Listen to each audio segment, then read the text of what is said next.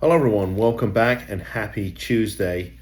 This video I'm going to talk to you about the idea, I guess the concept of trying to get your loved one to go voluntarily to treatment without using any kind of court intervention. And this video is really based on two calls I got really since on Monday. One was a dad calling about a son about 30 years old, has been using marijuana since he was 15. Has, I think the most he's ever done in treatment is a month, stayed clean for about, I don't know if it was 2 or 3 days, and since then has become completely resistant to going back to any treatment. The family's tried everything to get him to go. I think at the time of the call, he'd been Baker Acted because he tried to harm himself. And I said, look, I mean, you either got to do a Marchman Act or a guardianship or both, depending on, how much control you want. And I said, there's really no way around this. I just don't see him suddenly after 15 years and, all this denial and suffering, suddenly, the light bulb going off and he's going to go to treatment. And they sat on it for a couple hours and said, no, we spoke to him and he is going to agree to go to treatment. And I said, I hear what you're telling me and I understand. But if by some miracle you get him to go, he's never going to stay long enough. It's just simply not going to happen. And it's not because I don't want him to stay. It's because after speaking to thousands of families and filing hundreds of cases all over the state of Florida, I just know from experience that getting someone to go to treatment is almost a bit of a miracle in itself. But getting them to stay long enough so their disease can finally be gone, I mean, it just only happens in the movies. I'm sorry, it's not reality. Somebody needs to do 3 to 6 months of some type of residential / PHP level of care. Otherwise, after 15 years, I mean, how do you possibly fix that in 30 days, 6 weeks? It just doesn't happen. It's just not long enough. And after the 6 months, they got to work an aftercare program, right? Outpatient services, getting a sponsor, going to AA, following the 12 steps. I mean, whatever it takes, but you have to work the program.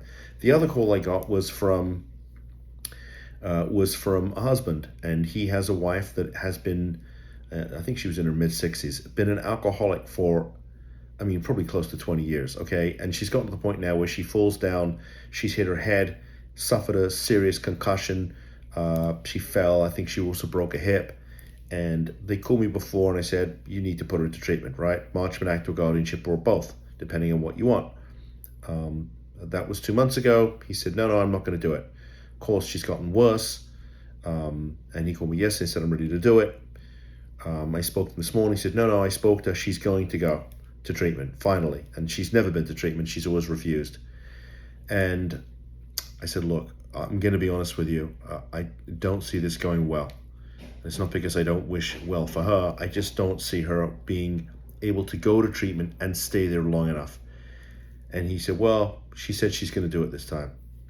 So I want to share this with you because it is my experience that somebody with a substance use disorder who's also suffering or may be suffering, typically they are suffering from some type of mental health disorder. It's not that they don't want to go to treatment. It's not that they're bad people. It's that their entire life is being dominated by a disease, a behavioral health disease that renders them unable to go to treatment and stay long enough.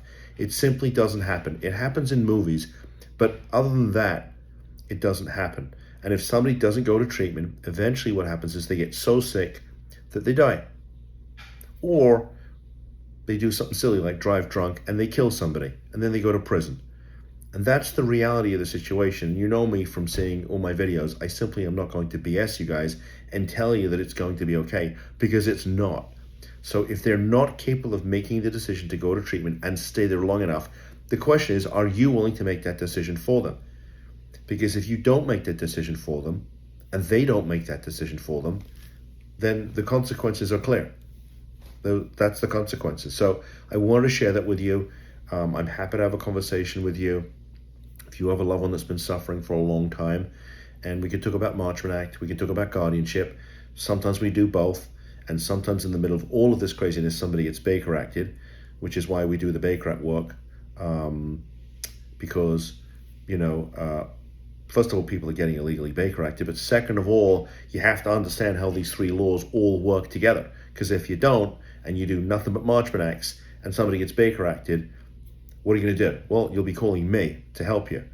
But the point that I'm trying to make is that these things all work together. You have to understand, and if they're used right, they can be life-saving. If they're not, well, then the case can go south. Anyway, I appreciate you tuning in. Slightly longer video today. I'm sorry about that. See you in the next one. Bye-bye.